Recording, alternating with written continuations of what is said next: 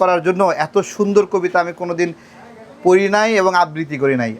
দেশের মানুষ দেশের প্রাণ, তাদের তরেই সব আয়োজন।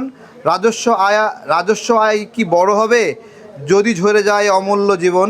বিষাক্ত ধোঁয়ায় পুড়ছে ফুসফুস, নেশার মরণ কামড় ঘরে ঘরে। টাকার অঙ্কে কি ফেরাতে পারবে যাদের জীবন গেছে অকালে ঝরে। সিগারেট মানেই তিলে তিলে ক্ষয়, ধ্বংসের পথে আজ তরুণ সমাজ। রাজস্বের লোভে বিষ কেনা বেচা, তবে কি মোদের সাজে এই কাজ।